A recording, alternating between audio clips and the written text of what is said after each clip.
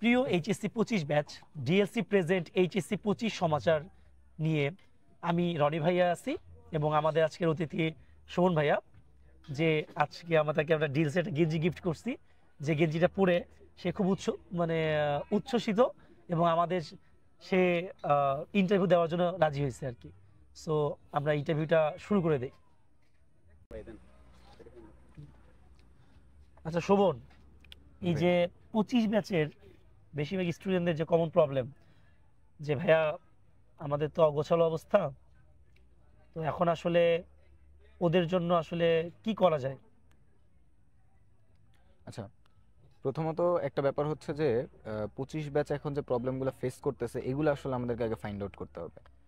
ওকে, so basically আমার personal opinion যেটা, ওরা মোটামুটি পড়তেছে, এমন না যে পড়তেছে না, বাট ওদের মেইন প্রবলেমটা হচ্ছে স্ট্র্যাটেজিক প্রবলেম। দ্যাট মিনস যে ওদের কোন জিনিসগুলো পড়া উচিত, কোন জিনিসগুলো বেশি ভালো করে পড়া উচিত, বা কোয়েশ্চেন প্যাটার্নগুলো কিভাবে হবে, এই ওরিয়েন্টেড পড়াশোনাটা যে ওদের করা উচিত, ওরা হয়তো অনেকে এটাই বুঝতেছে না যে ওদের আসলে কোয়েশ্চেন উপর ভিত্তি করে, মানে কেমন ধরনের কোয়েশ্চেন হয় ওই বেসিসে ওদের পড়াশোনাটা করা উচিত। বাট ওরা যেটা করতেছে যে ওরা একটা চ্যাপ্টার ধরতেছে, চ্যাপ্টারে A to Z সব কিছু শেষ করে ফেলতেছে, বাট আলটিমেটলি ওদের কিন্তু কোনো আইডিয়া নাই যে আসলে কোয়েশ্চেন কী ধরনের হইতে পারে, বা মানে একটা কোয়েশ্চেন কীভাবে অ্যান্সার করবে, অ্যাপ্রোচটা কী হবে, ওদের এই আইডিয়াটা নাই। ফলে যেটা হচ্ছে যে ওরা পড়তেছে ঠিকই, বাট যখন ওরা পরীক্ষাগুলো দিচ্ছে, পরীক্ষাতে ওদের মার্ক খুব কম আসতেছে, ফলে ওরা অনেক বেশি হতাশ হয়ে যাচ্ছে।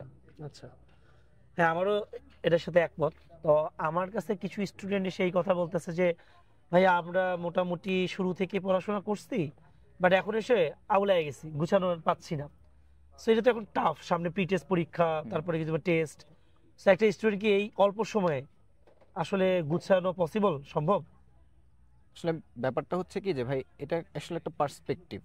সেটা হচ্ছে যে কোনো একটা স্টুডেন্ট যদি অ্যাট দিস মোমেন্ট এসেও ফিল করে যে না ওর একটা কামব্যাক দিতে হবে, দ্যাট মিনস আমি এখানে কি বুঝলাম যে ওর সাইকোলজিক্যালি যে একটা স্ট্যান্স যে আমাকে কামব্যাক দিতে হবে এবং এইটাতে স্টিক থাকা, এটা যদি করতে পারে, দেন যে টাইমটা আছে এই টাইমে কামব্যাক দেওয়া সম্ভব।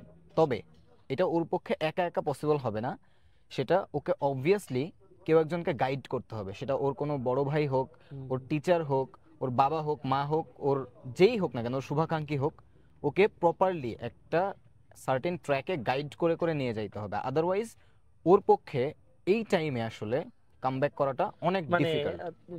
তুই যেটা বলতে চাচ্ছিস সেটা হচ্ছে শর্ট টাইমে ওকে পরিপূর্ণ গুছানোর জন্য ওরা একজন কোচ বা একজন গুরু দরকার, গাইডলাইন দেওয়ার মতো একজন মানে একজন, এটা সহজ কথায় হচ্ছে একজন মেন্টর দরকার। একজন মেন্টর দরকার যে শুধু ওকে এট দিস মোমেন্টে শুধু পড়াশোনা নিয়ে কথা বলবে, ব্যাপারটা এরকম না। ওর ফিউচার প্ল্যানিং থেকে শুরু করে প্রত্যেকটা অ্যাসপেক্টে ওকে সুন্দরভাবে গাইড করবে। এবং মানে আগে তাকে ওই জিনিসটা ভালো মতো বুঝতে হবে, যেই ওকে গাইড করুক না কেন তাকে হয়তো এক্সপেরিয়েন্সড, অনেক দিনের এক্সপেরিয়েন্সড হইতে হবে, না হলে কিন্তু সে এক্সপেরিয়েন্স না হলে তো সে আসলে বুঝবে না তার জন্য কোনটা অ্যাপ্লিকেবল বা সে কিভাবে যাবে এট দিস মোমেন্ট। ঠিক আছে। আচ্ছা, এখন 25 ব্যাচের শিক্ষার্থীদের মধ্যে আমার তো মনে হয় যে 80% স্টুডেন্টই হচ্ছে এই সমস্যায় ভুগতেছে যে ওরা এই সামনে প্রি টেস্ট এবং টেস্টকে রেখে এখন আসলে কিভাবে প্রিপারেশন নেওয়া উচিত। ওরা কি মানে এখন ওই ছাড়া ছাড়া ভাবে পড়া কোনো রকম শেষ করবে, নাকি ওদের উচিত যে সামনে টেস্ট পরীক্ষা যেহেতু আছে, প্রি টেস্ট আছে, যেটা পড়বে ভালো করে পড়বে? ওদের আসলে এখন কি করা উচিত? আচ্ছা, ওদেরকে ফার্স্ট অফ অল এখন এট দিস মোমেন্ট যেটা করতে হবে যে টাইম ক্যালকুলেশনটা প্রপারলি করতে হবে। আচ্ছা, লাইক আমি যদি এট দিস মোমেন্ট বলি, ওদের জন্য একদম মানে পারফেক্টলি পড়ার মতো সময় আছে 5 মাস।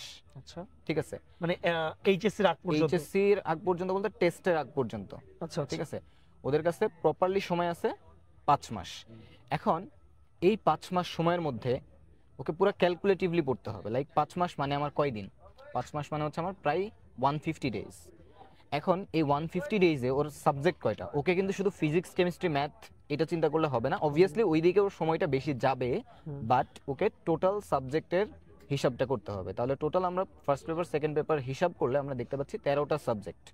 সো 13টা সাবজেক্ট যদি হয়, তাহলে 150 ডেজের হিসাব যদি করি, তাহলে আমাদের কত হচ্ছে সেই হিসাবটা আগে বুঝতে হবে। পার সাবজেক্টে আমরা অলমোস্ট কত দিন করে পাচ্ছি? 11 দিন করে পাচ্ছি, তাই না? অ্যাপ্রক্সিমেটলি আমরা 11 দিন করে পাচ্ছি। 10 দিন করে যদি আমরা ধরি 130 দিন, আর আরো একদিন করে পাচ্ছি, আর কিছুদিন ওটা আমরা ধরবো না। ঠিক আছে, 11 দিন করে সময় পাচ্ছি বাকি।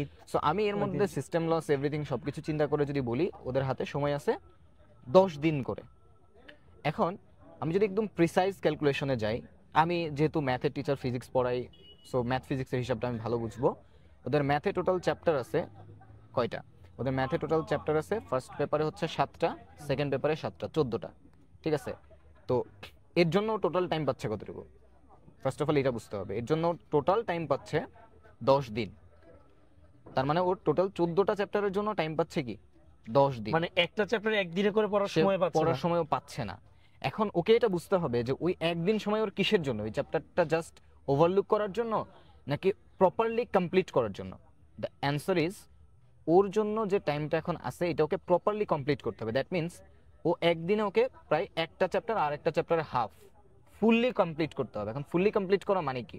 ফুললি কমপ্লিট করা মানে হচ্ছে ফার্স্ট অফ অল ও বই পড়বে, এমসিকিউ সিকিউ এভরিথিং। বই পড়বে, তারপরে বইয়ের পরে বইয়ের শেষে যে প্রবলেমগুলো থাকে ওই প্রবলেমগুলো পড়বে, সিকিউ পড়তে হবে, এমসিকিউ সলভ করতে হবে একটা চ্যাপ্টারের ফুল এবং আরো একটা চ্যাপ্টারের হাফ।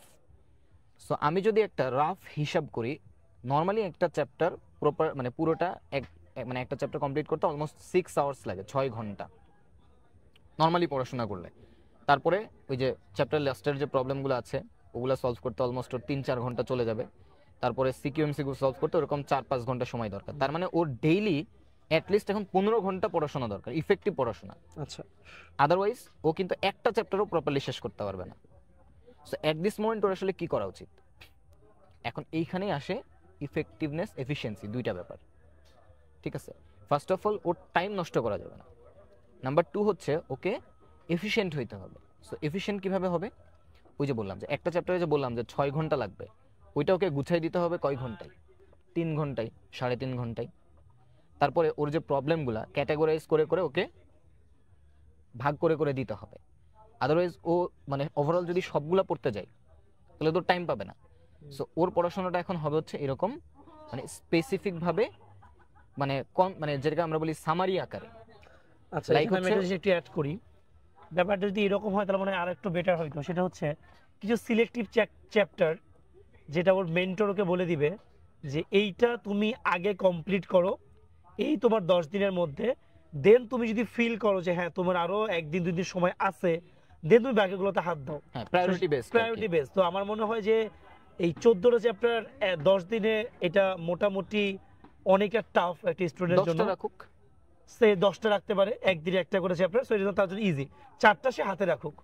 যদি সে দেখতে পায় যে 10টা চ্যাপ্টার 9 দিনে হয়ে গেছে, একদিন টেস্টের পরে আরো সময় পাবে, সে তখন তারা করুক। আমার মনে হয় এটা একটু বেশি ভালো হবে, এটা ওর জন্য বেটার এট দিস মোমেন্ট। ঠিক আছে, এখন ঘটনা হচ্ছে অনেকেই আমাকে এই কোশ্চেনগুলো করে যে ভাই এখন কি আমি আসলে শুধু সেকেন্ড পেপারটা করবো নাকি সেকেন্ড পেপার ফার্স্ট পেপার দুটাই করবো? এই পয়েন্টে এসে আমার অ্যান্সারটা হচ্ছে যে দেখো ভাই, তুমি এখন সেকেন্ড ইয়ারের পরীক্ষা দিবা, টেস্ট পরীক্ষা হয়তো তোমার কোনো কোনো কলেজে হয়তো 2 পেপার মিলাই হইতে পারে, কোনো কোনো কলেজে শুধু সেকেন্ড পেপারের পুরো হইতে পারে। বাট আলটিমেটলি তুমি যে অ্যাডমিশন মানে পরীক্ষাটা দিবা সামনে, বোর্ড পরীক্ষা, ওইখানে তো তোমাকে আসলে পুরোটাই দিতে হবে। এখন একটা জিনিস চিন্তা করেন, ও যদি আগের থেকে এগুলো না করে রাখে, টেস্টের পরে ওই শর্ট টাইমের মধ্যে আসলে কভার করতে পারবে না। আচ্ছা, ঠিক আছে, সো এই জন্য মানে ওর এখন তো ফার্স্ট পেপারের গুলো শেষ করতে সেকেন্ড পেপারের মতো এত টাইম লাগবে না, তাই না? সো এটা করতে হবে যে ওকে সেকেন্ড পেপারের অধ্যায়গুলো ভালো মতো শেষ করতে হবে, আর ফার্স্ট পেপারেরটাও রিভিশন করতে হবে অন্তত পক্ষে, যাতে ওগুলো তো অনেক ভুলে গেছে, সবকিছুই তো ভুলে গেছে, মানে অনেকদিন আগের পড়া ও তো মনে রাখতে পারবে না। কিন্তু ও যদি একটা পড়ার মধ্যে থাকে, ওই পড়ার সাথে সে পরিচিত থাকবে, পরে যখন টেস্টের পরে রিভিশন করতে যাবে তখন ও আর আকাশ থেকে পড়বে না, ওর কাছে তখন অনেকটাই জিনিসটা মোটামুটি ধরা ছোঁয়ার মধ্যে থাকবে, যে ওর সবকিছু মানে জানে যে কোথায় কি আছে না আছে, তখন ও নিজেই গুছায় পড়াশোনাটা করতে পারবে টেস্টের পরে। বাট যদি ও এখন এই কাজটা না করে, তখন দেখা যাবে টেস্টের পরে ও সেকেন্ড পেপারটা ভালো মতোই করতেছে কিন্তু ফার্স্ট পেপার নিয়েও অনেক প্যারা খাচ্ছে। আচ্ছা, এখন অনুষ্ঠান অনেক দীর্ঘ হয়ে যাচ্ছে, তো আমি লাস্ট একটা প্রশ্ন করি। সেটা হচ্ছে যে এইচএসসি 25 ব্যাচের এখন যে শিক্ষার্থীরা আছে, তারা আসলে এখন এক কথা যদি ওদের জন্য পরামর্শ দেওয়ার প্রয়োজন হয়, এক কথায়, যে ওদের এখন অ্যাকচুয়ালি এট দিস মোমেন্ট কোন কাজটা সবার আগে করা উচিত, তাহলে এটা কিভাবে ব্যাপারটাকে? ইন মাই অপিনিয়ন, ওদের এখন এট দিস মোমেন্ট একজন মেন্টর দরকার, প্রপার একজন মেন্টর দরকার। আচ্ছা, তাহলে আমরা যে ওর পুরো কাজটাকে অনেক ইজি করে দিবে, পুরো আচ্ছা, জার্নিটাকে অনেক ইজি করে দিবে। সো সুপ্রিয় দর্শক মণ্ডলী, ডিএলসি প্রেজেন্ট এইচএসসি 25 সমাচার আজকের মতো এখানেই সমাপ্তি ঘোষণা করছি। নেক্সট আমরা আবার হয়তো কোনো এক অনুষ্ঠানে চলে আসবো সেম অতিথি নিয়ে। আসসালামু আলাইকুম।